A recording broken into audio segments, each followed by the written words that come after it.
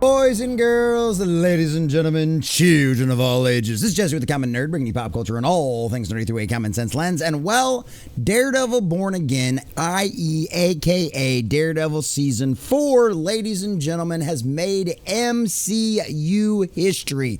Yes, boys and girls, it has got a crowning achievement. It is the #1 show of all time in the fact that it never rated on the Nielsen charts at all. And it is the first show in history to do this. Now, I watched every single episode of Daredevil Born Again. Me and my friend Sunker Maiden, we reviewed it on Thursday nights every single week as the series went on. And for the most part, we really enjoyed it. But the problem is Marvel and the products that the MCU has been putting out over the last few years is extremely subpar. Were there some cringe-inducing moments inside of Daredevil Born Again? Absolutely. Was there way too much slop left over from what they had prior to the strike and all of the reshoots? Absolutely. But does there look like there might be hope for the second season and it might actually get better?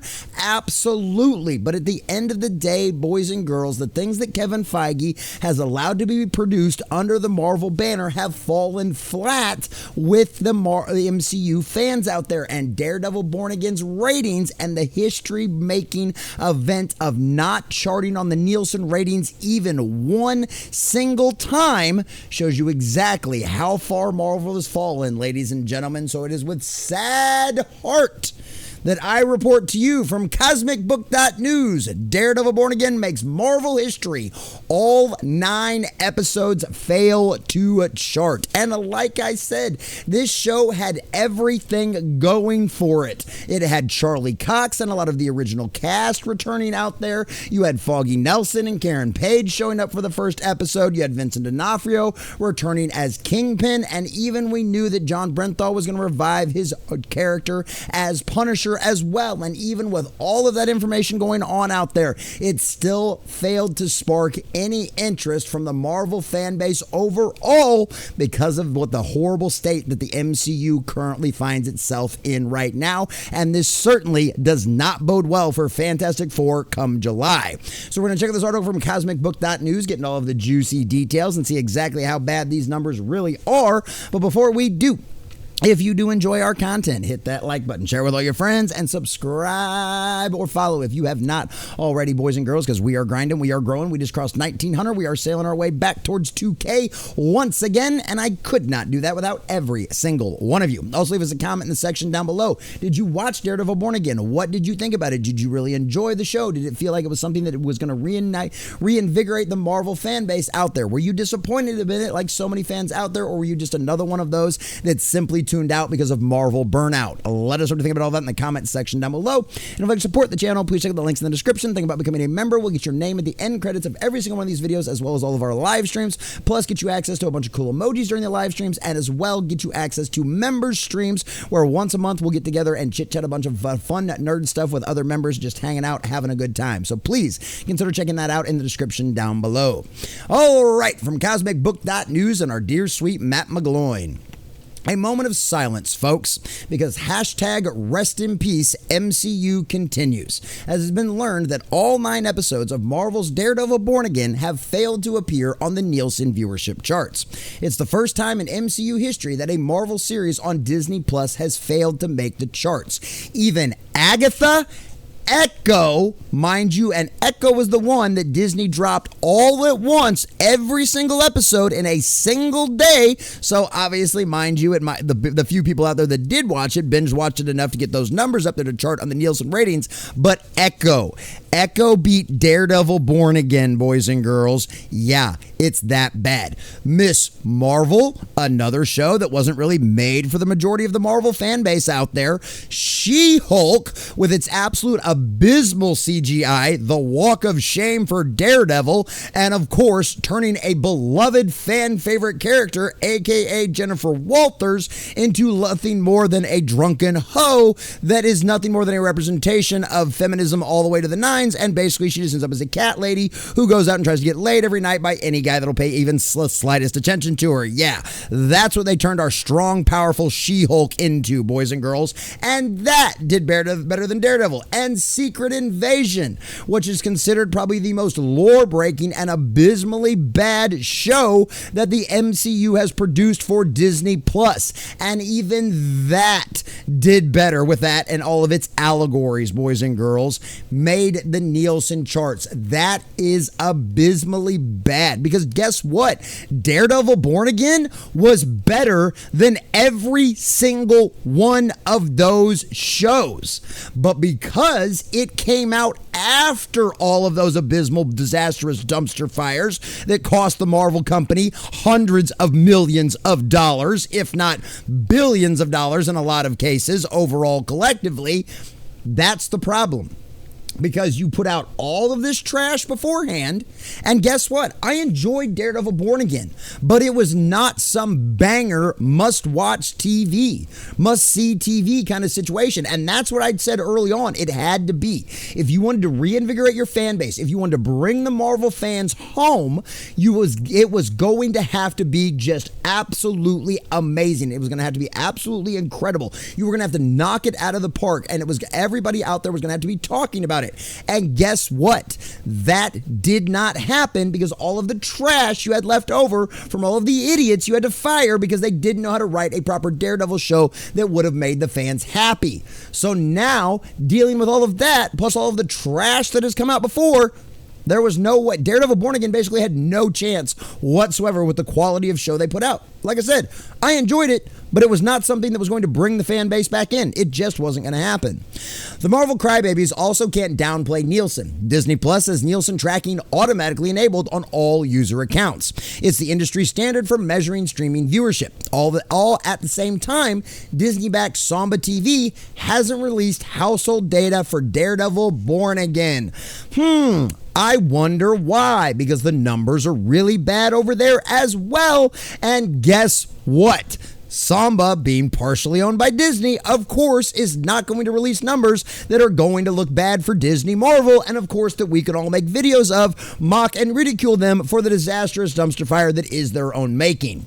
So Daredevil Born Again is a complete and official flop. Its final week, not a single time. I mean, you've got Netflix, Hulu, Netflix, Max, Netflix, which is going to be HBO Max again, Netflix, Prime Video. I mean, the Wheel of Time. The Wheel of Time beat Daredevil Born Again, boys and girls. The alternate universe, complete and total abomination of the book series, online and in line with what they've done to Lord of the Rings with Rings of Power. The Wheel of Time beat Daredevil Born Again. That is pathetic. Nielsen has released the charts for the week of April 14th to the 20th, 2025, which is when the last episode 9, Straight to Hell, of Daredevil Born Again was released on Disney+. The episode has failed to make the charts just like the previous 8. And honestly, I enjoyed episode 8 more than I enjoyed episode 9. It was one of those things like episode 8 really seemed like everybody was back in their form and it was really, really good. And then episode 9 just literally felt like a to-be-continued episode with no real finish, and now we have to wait until next season to do it. But we'll end up seeing what happens. Needless to say, yeah, that's really bad. At the bottom, at number 10, is Paramount's Mobland, which I hear really good things about. With 385 million minutes, it also has less than half the number of episodes available. Of course, that means the last episode and the entire season of Daredevil Born Again came under that number.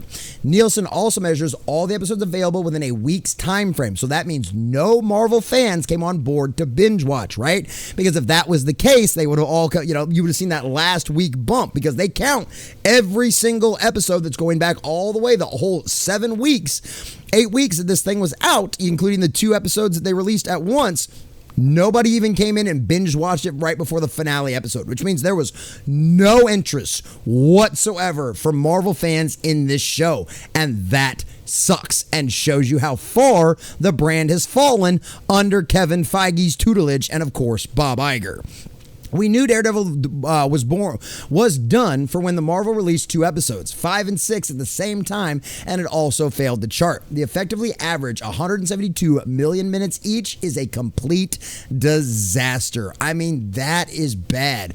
Under 465, under 464, under 373, under 343, under 470, under 463, under 385. Why is it all just under? Because every single one of them failed the chart. So we don't know what the actual numbers are. They could be way worse than this. They could be half of what the top 10 is, the bottom 10 is, like the very last one. That is pathetic.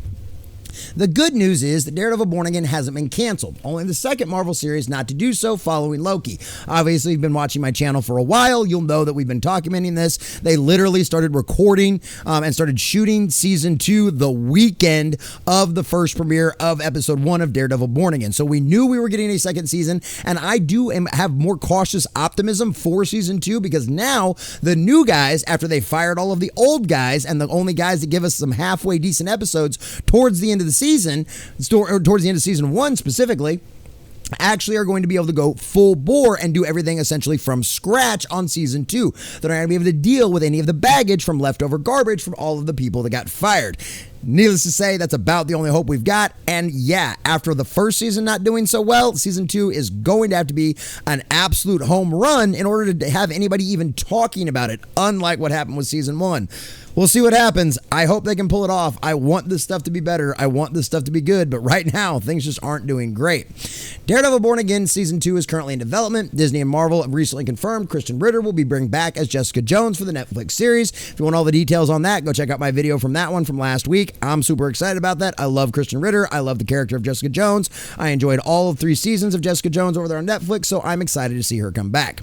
However, as we saw with Season 1, the Marvel TV budgets have been slashed due to Kevin Feige's blowing hundreds of millions of dollars on content nobody asked for. Let's be honest, billions of dollars on content nobody asked for or watched. So shows like Daredevil have to suffer as a result of the big-time failures of Ms. Marvel, She-Hulk, and Secret Invasion. Just imagine if Feige had launched the MCU on Disney Plus with a $200 million Daredevil show. Wow. Well, considering the time they launched Disney Plus, it probably would have turned out even worse than what this season did and probably been more in lines with She-Hulk. So, you know what? Probably thank God for small favors that we didn't get that. But I think this to say, Daredevil Born Again isn't a show. It's a street-level show. It's the kind of shows that they should have been making from Disney Plus to begin with. It's not CGI heavy. They don't need a lot of money to make it. Most of its fight scenes in single rooms or in alleyways or stuff like that. Daredevil Born Again is exactly the kind of show they should have been making on Disney Plus to begin with. Not a bunch of stuff that required a bunch of crazy CGI.